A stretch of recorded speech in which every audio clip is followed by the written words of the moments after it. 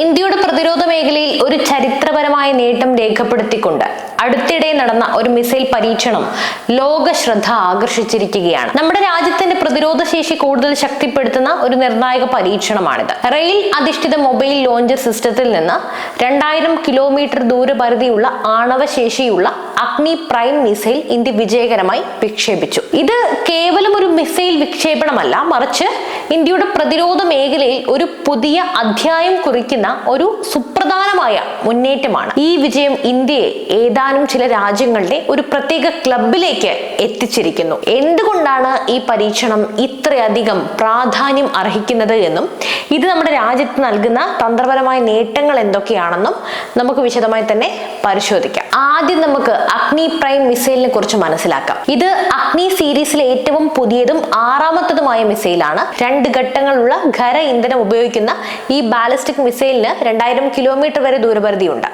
ഈ ദൂരപരിധിയിൽ ഇന്ത്യയുടെ പ്രധാന ഭീഷണികളായ ചൈനയെയും പാകിസ്ഥാനെയും ഒക്കെ ഉൾക്കൊള്ളാൻ സാധിക്കും. ആണവ പോർമുനകൾ വഹിക്കാൻ ശേഷിയുള്ള ഈ മിസൈൽ ഇന്ത്യയുടെ ആണവ പ്രതിരോധ ശേഷിക്ക് വരെ മുതൽക്കൂട്ടാണ്, അതും വലിയ രീതിയിൽ.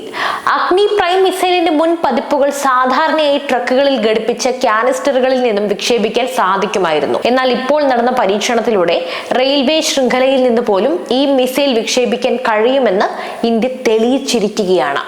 ഇത് പ്രതിരോധ മേഖലയിലെ ഒരു വലിയ കുതിച്ചുചാട്ടമാണ്. ഇപ്പോൾ നിങ്ങൾ ആലോചിക്കും, സാധാരണ ലോഞ്ചറുകൾ ഉണ്ടായിരിക്കെ എന്തിനാണ് ഈ റെയിൽ ലോഞ്ചർ സിസ്റ്റം എന്ന്? ഇതിന് വളരെ തന്ത്രപരമായ കാരണങ്ങളുണ്ട്. അതായത് ഞാൻ പറഞ്ഞ് മനസ്സിലാക്കി തരാം. സാധാരണയായി ബാലിസ്റ്റിക് മിസൈലുകൾ സ്ഥിരമായ മിസൈൽ സിലോകളിൽ നിന്നാണ് വിക്ഷേപിക്കുന്നത്. എന്നാൽ ഈ സിലോകൾ ശത്രുക്കളുടെ ആക്രമണത്തിന് എളുപ്പത്തിൽ ഇരയാകാൻ സാധ്യതയുണ്ട്. അതുകൊണ്ട് തന്നെ മിസൈലുകളെ ചലനാത്മകമായ എന്നത് പ്രതിരോധ തന്ത്രജ്ഞരുടെ ഒരു പ്രധാന ലക്ഷ്യമാണ്.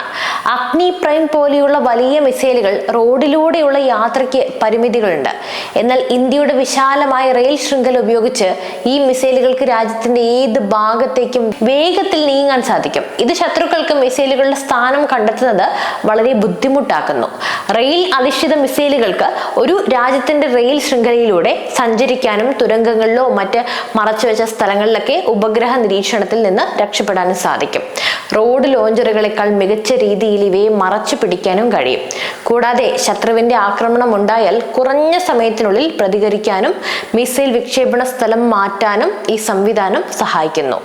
ഇത് ഇന്ത്യയുടെ പ്രതിരോധ ശേഷിക്ക് വലിയ ഫലം നൽകുന്നു. ഈ പരീക്ഷണത്തിലൂടെ ഇന്ത്യ കരയിൽ നിന്നും കടലിൽ നിന്നും, അതായത് മുങ്ങിക്കപ്പലുകളിൽ നിന്നൊക്കെ, ആകാശത്തിൽ നിന്നും, പിന്നെ ഇപ്പോൾ റെയിൽവേ ശൃംഖലകളിൽ നിന്നൊക്കെ ആണവ മിസൈൽ വിക്ഷേപിക്കാൻ ശേഷിയുള്ള ഒരു വളരെ ചെറിയ രാജ്യങ്ങളുടെ കൂട്ടത്തിൽ നമ്മുടെ ഇന്ത്യയും ഇടം നേടിയിരിക്കുകയാണ്. ഇത് നമ്മുടെ രാജ്യത്തിന്റെ പ്രതിരോധ ശേഷിയിലെ ഒരു പ്രധാന നാഴികക്കല്ലാണ്. ഈ നേട്ടം നമ്മുടെ രാജ്യത്തെ സംബന്ധിച്ച് വളരെ അഭിമാനകരമാണ്. പ്രതിരോധ മന്ത്രി രാജ്നാഥ് സിംഗ് ഈ പരീക്ഷണത്തെ ഇത്തരത്തിലുള്ള ആദ്യത്തേത് എന്നാണ് വിശേഷിപ്പിച്ചത്. ഈ സാങ്കേതിക വിദ്യയുടെ സങ്കീർണതയും പ്രാധാന്യവും കൊണ്ടാണ് ഇങ്ങനെ പറഞ്ഞത്. ഈ നേട്ടത്തിന് DRDO സ്ട്രാറ്റജിക് ഫോഴ്സ് കമാൻഡ്, സായുധ സേന എന്നിവരെ അദ്ദേഹം അഭിനന്ദിക്കുകയും ചെയ്തു. ഈ ഒരു സാങ്കേതിക വിദ്യയെ കുറിച്ച് മറ്റ് രാജ്യങ്ങൾ വളരെ മുമ്പ് തന്നെ പഠനങ്ങളൊക്കെ നടത്തിയിട്ടുണ്ട്. ശീതയുദ്ധ കാലത്ത് റഷ്യയും അമേരിക്കയും ഇത് പരീക്ഷിച്ചതാണ്. അമേരിക്ക 1950കളിലും 80കളിലും റെയിൽ ലോഞ്ചറുകൾ പരിഗണിച്ചിരുന്നുവെങ്കിലും പിന്നീട് ആ പദ്ധതികൾ ഉപേക്ഷിക്കുകയായിരുന്നു. സോവിയറ്റ് യൂണിയൻ RT-23 മോലോഡിറ്റ്സ് എന്ന പേരിൽ ഒരു റെയിൽ ICBM സംവിധാനം വിന്യസിച്ചിരുന്നുവെങ്കിലും സ്ട്രാറ്റജിക് ആംഡ് റിഡക്ഷൻ പ്രകാരം ഇത് പൊളിച്ചു മാറ്റി. എന്നാൽ റഷ്യയും ചൈനയും ഉത്തര കൊറിയയും ഇപ്പോൾ ഈ സാങ്കേതിക വിദ്യ വികസിപ്പിക്കുന്നുണ്ട്. റഷ്യ അടുത്തിടെ ബാർഗ്വിസിൻ എന്നൊരു സംവിധാനം വികസിപ്പിക്കാൻ ശ്രമിച്ചിരുന്നുവെങ്കിലും അത് ഹൈപ്പർസോണിക് മിസൈലുകൾക്ക് ഊന്നൽ നൽകിക്കൊണ്ട് ഉപേക്ഷിച്ചു. എന്നാൽ ചൈന DF-41 എന്ന റെയിൽ മൊബൈൽ ICBM വികസിപ്പിച്ചു. ഉത്തര കൊറിയയും റെയിൽ അധിഷ്ഠിത മിസൈൽ സംവിധാനം പരീക്ഷിച്ച് കഴിഞ്ഞതാണ്.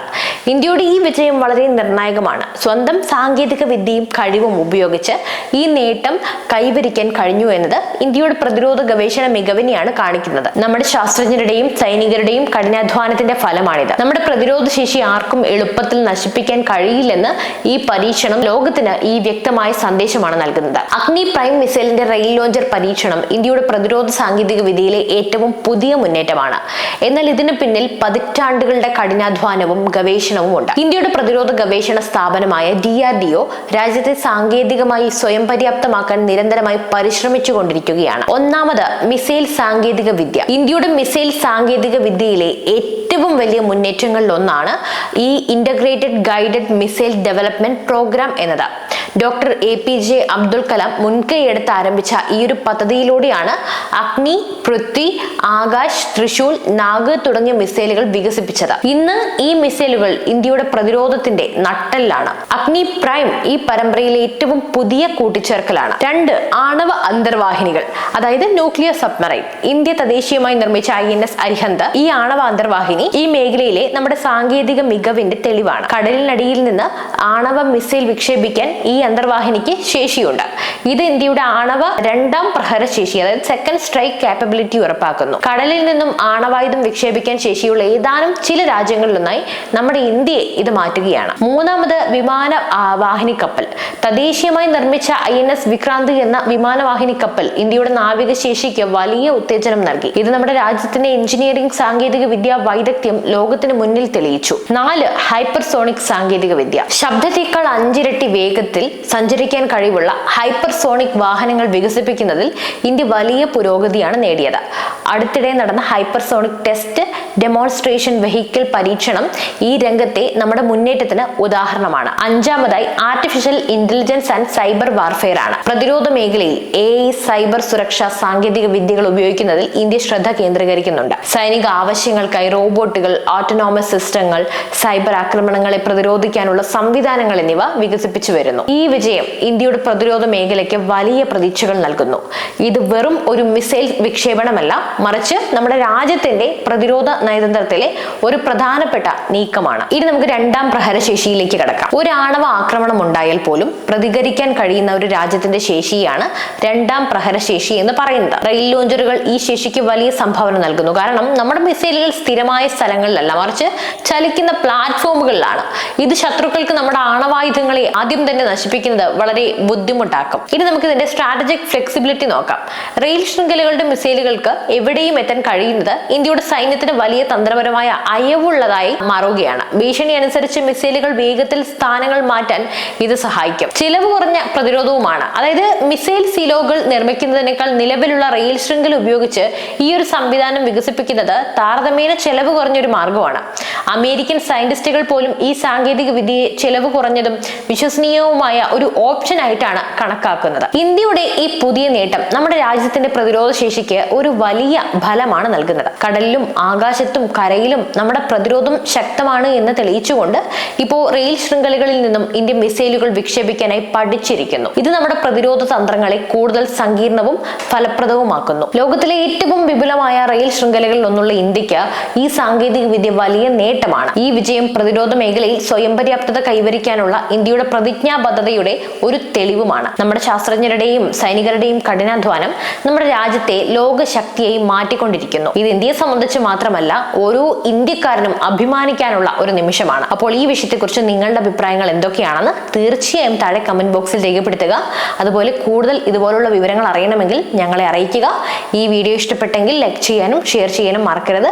കൂടുതൽ അപ്ഡേറ്റുകൾക്കായി നമ്മുടെ ചാനൽ സബ്സ്ക്രൈബ് ചെയ്യാനും മറക്കരുത്. മറ്റൊരു വിഷയമായി വീണ്ടും എത്തും വരെ നന്ദി.